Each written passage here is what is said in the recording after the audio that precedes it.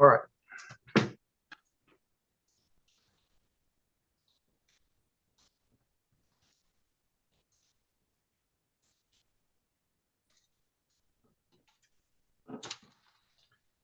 I call the case. This matter is entitled People of the State of Michigan versus William E. Benz. File number is 2425114FC. This is a 45th Circuit Court matter. Mr. Benz started this journey in the district court several years ago in front of Judge Pattison, and the matter was bound over to circuit court on a waiver or preliminary examination.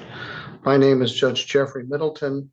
I'm here by special assignment on behalf of Judge Paul Stutzman. Judge Stutzman has announced that he is undergoing a course of cancer treatment, hopes to complete the treatment and return to full service, but for the time being, we will be filling in for these kinds of things. I am cross-sworn. All four of us are cross-sworn to handle assignments for one another, and several times a year I'm called upon to do a circuit court matter. So you have me. What we have here is a motion by the people to revoke bond in this case. The people are represented by Elish Gallagher. Am I saying that correctly? Elish Gallagher, Your Honor. Elish? Elish, yes. Elisha. All right. Elisha Gallagher is here from the Attorney General's office. Luke Knopfinger is here on behalf of the defendant, and Ross Truckee as co-counsel in this matter. This matter was assigned to the Attorney General's office during Prosecutor Marvin's term.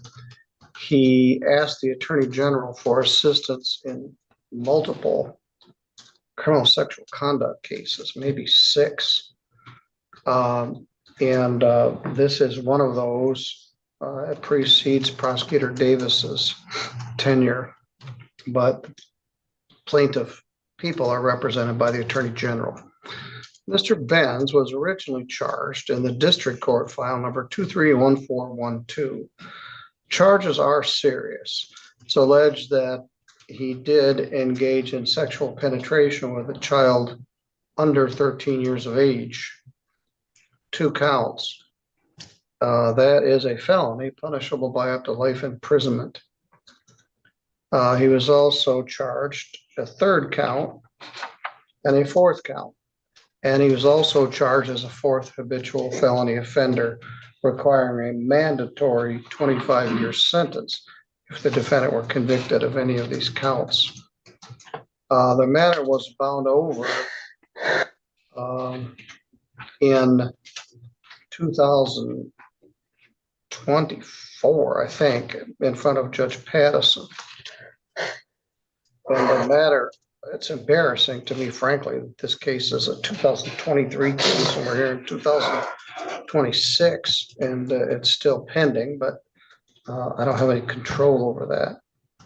All right, Mr. Benz, you okay? No.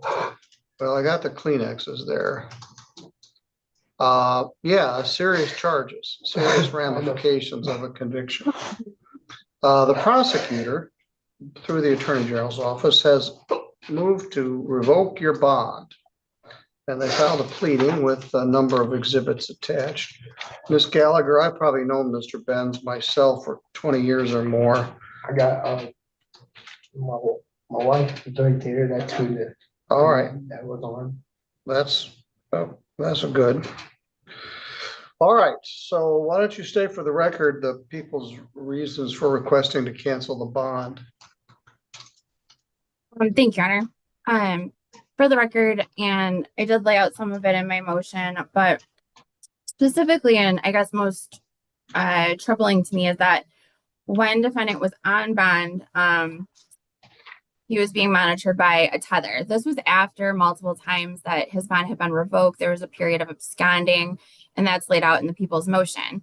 However, this charge on November 26th of 2025 in Kalamazoo County was for violence against a female, an intimate partner. They did charge a domestic violence third case on this case. Due to committing violence against a significant partner, he was able to get out of the tether. And then when he was released, never again was subject to tether monitoring. Your Honor, interestingly, when we look All right, at so the what you mean is he went into custody and they took the tether off while he was in custody in Kalamazoo County. Is that correct? Yeah. correct, Okay.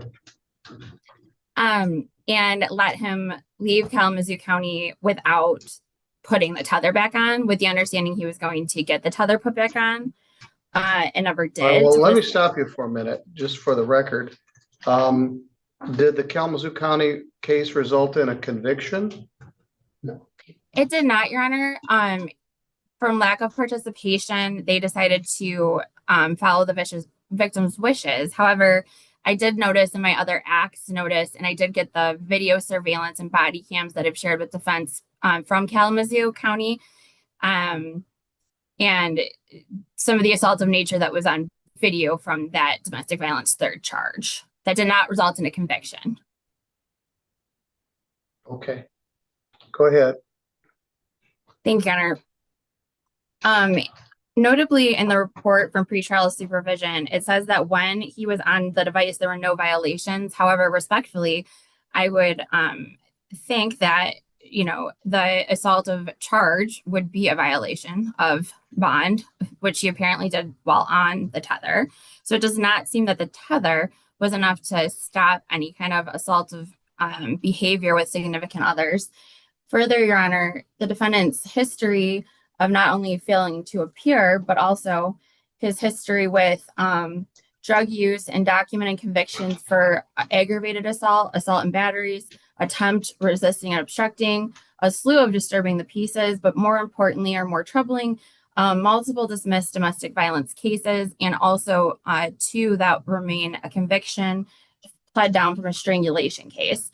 As Your Honor is aware, this is a very serious crime, and being on any type of bond and in the community is a privilege with regards to when you are charged with a criminal sexual conduct in the first degree. I believe that this defendant has shown that he is not able to be in the community with any kind of supervision that would protect the public and adequately assure that he is appearing for court.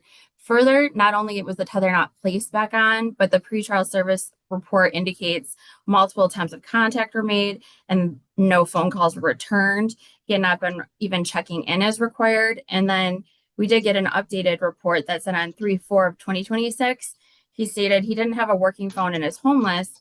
It's not setting up ideal situations. If he can't, remain on tether and have the rest of the public safe, I just think it's not appropriate at this point. And we'd ask for his bond to be canceled. Thank you.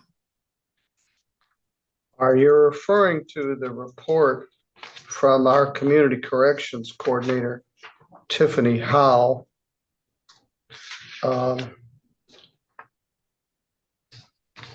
From earlier this month in March, is that correct?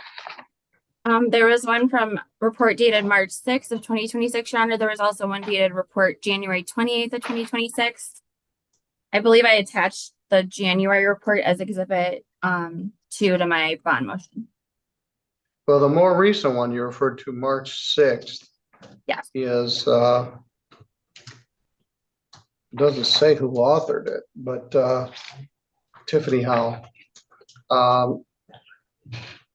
Where you indicated he did contact the office on Wednesday, March 4th. He does not currently have a working phone and is homeless. He's been staying at the shelter. All right, thank you. That's, I think, in the file as an exhibit.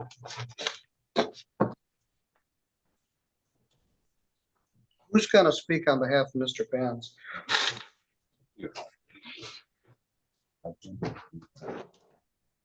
I can make a couple comments, Judge, and then ask Mr. Truckee to maybe play cleanup here. A couple things is the case was dismissed in Kalamazoo. Just yesterday, the day before, I did receive a lot of body cam footage. I didn't have the surveillance footage to review repeatedly throughout the case. And, you know, this is kind of awkward relitigating maybe a domestic violence that was dismissed, but Mr. Benz is very clear. He says he was assaulted first and it was in response to that. Haven't had an opportunity to review that surveillance footage. He did spend 30 days in jail because of that case. Kind of interestingly too, I'd note too that Tiffany Howe does say that the electronic monitoring, I guess there's some attempt to have him placed back on the GPS monitoring. But then at the end of her report, she said it is not considered best practice to maintain an individual on GPS monitoring for an extended period of this length, absent violations or new concerns. I guess maybe that's the violation of the new concern. I don't know. This case has been pending for some time. There was just a 768 notice that we're preparing an objection to filed just recently. I would note, and I think this is important because MCR 6.106 is invoked here, that due to the nature of the charges, the court can deny bond if the presumption is great. That's important, Judge, because, and I don't know how much the court is familiar with the case. I assume there's an affidavit. That's all I do know about it. I didn't handle the case at the district court level. Judge Pattison did, but I have looked at the affidavit of probable cause that accompanies the pleading.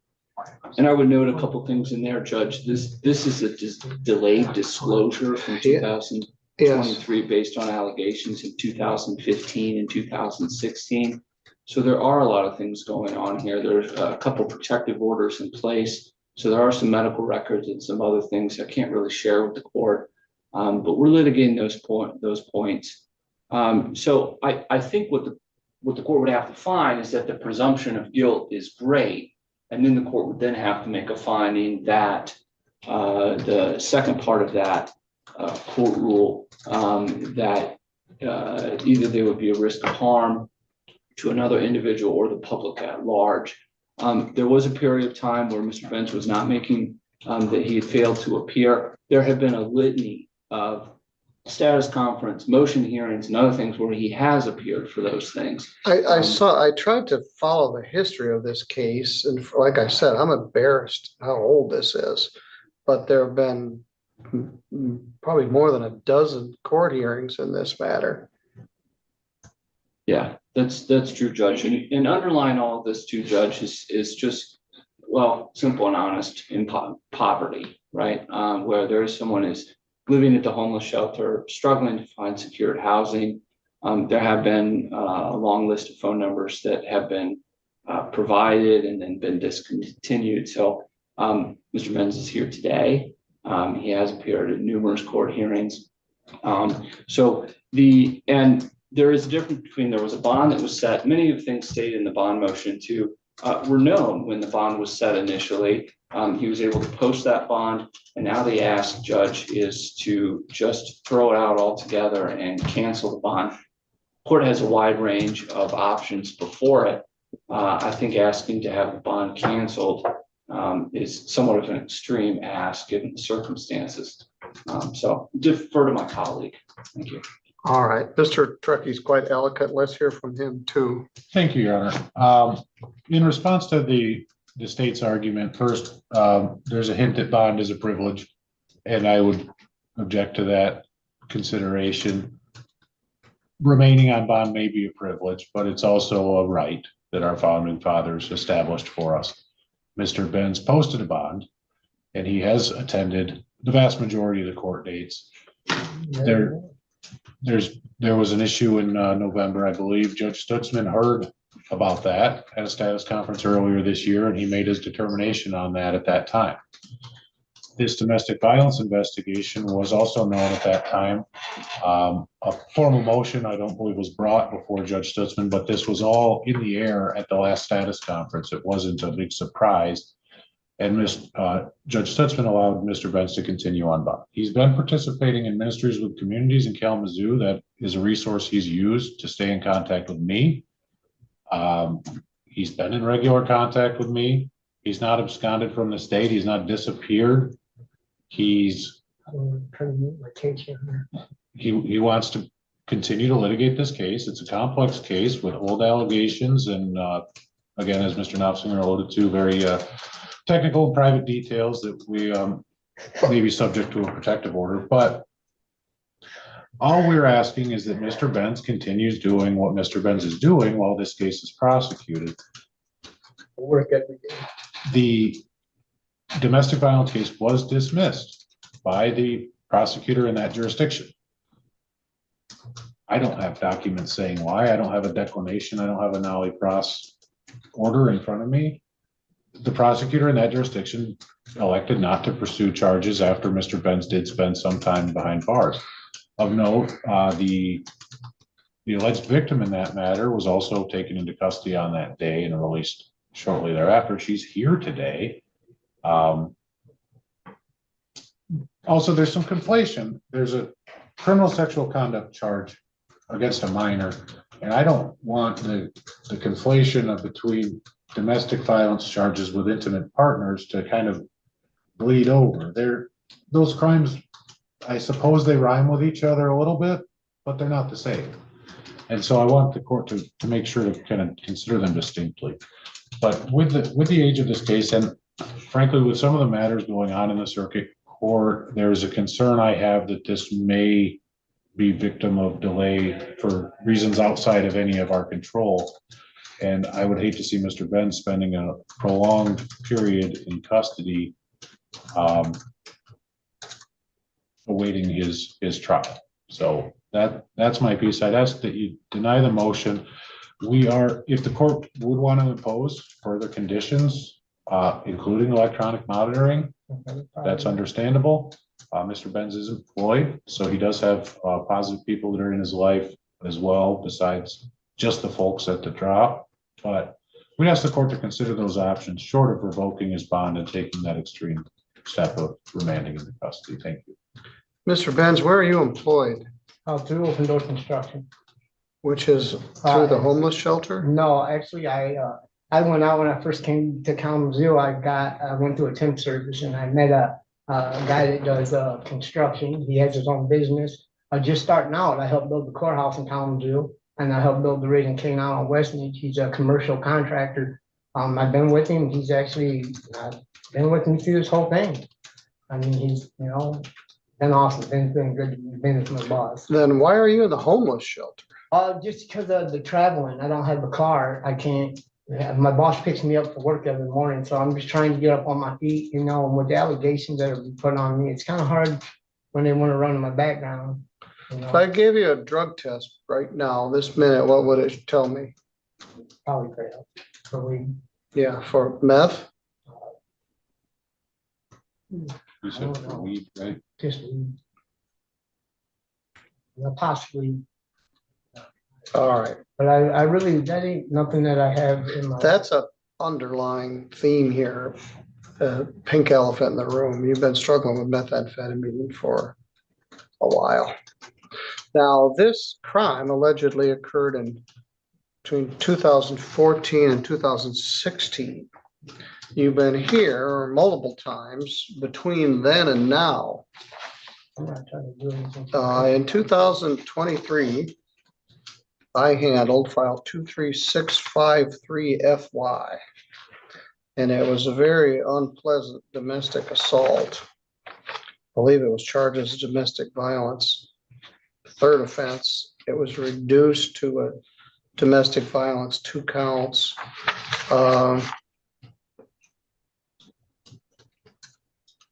You assaulted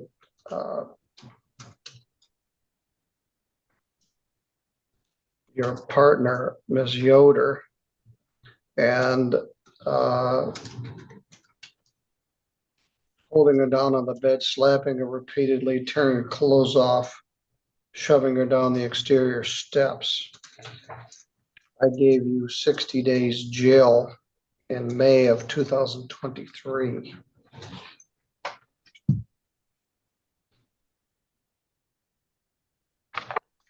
In 2022 to 2023, the interesting thing is you just got out of jail and file 23419 FY, you were charged with possession of methamphetamine and some motor vehicle offenses. Pled to use of methamphetamine. I gave you a huge gift. 13 days credit, 13 days lay out of jail. You were to pay your fines by August 1st, which you paid 0 of. When it came time to posting a $15,000 bond, you had money. When it came time to paying your court fines and costs, you don't do so good. You have $2,059.32 worth of unpaid fines and costs. That methamphetamine case that I gave you a break on, you paid none. Malicious destruction of a building, $497. Careless use of a snowmobile, I remember that one, $192, and a bunch of traffic stuff. So, all right, I let you out in March. In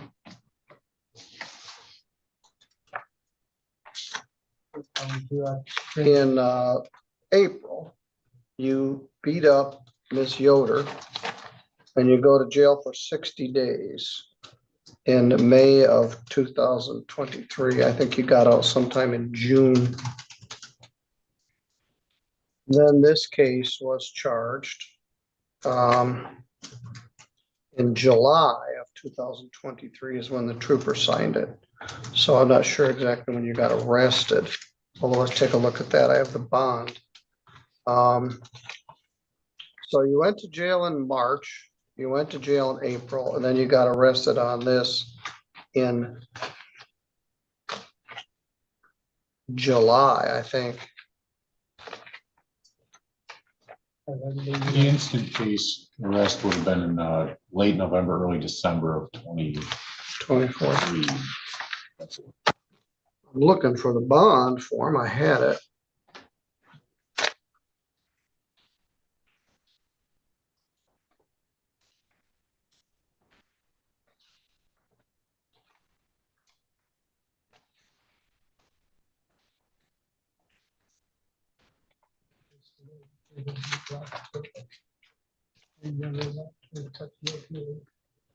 The defendant had failed to appear a couple of times.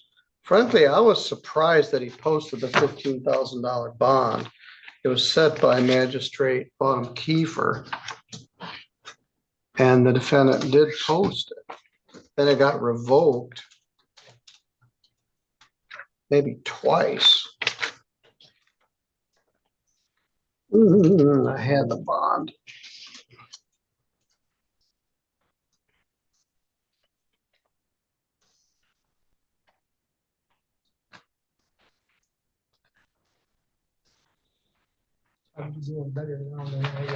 You're not doing better, Mr. Benz. I suspect if I gave you a drug test right now, it would show positive for methamphetamine, and you acknowledge it would be positive for marijuana.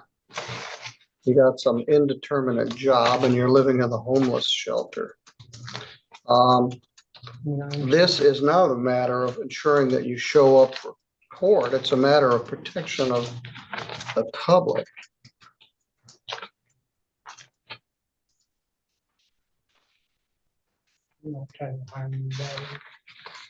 Just the message that I had. All right, well, just your lawyers don't want you to just say things at random.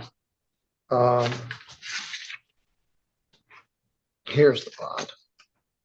What unfolded in this Michigan courtroom was the story of a man whose own record and his own words made the decision for the judge. William Benz came before Judge Jeffrey Middleton facing 4 counts of criminal sexual conduct in the first degree. Allegations of sexual penetration involving a child under 13, charges carrying up to life imprisonment, compounded by his status as a 4th habitual felony offender, which would trigger a mandatory 25-year sentence upon conviction. The motion before the court was straightforward.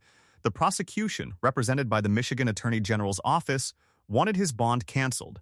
What followed was a systematic unraveling.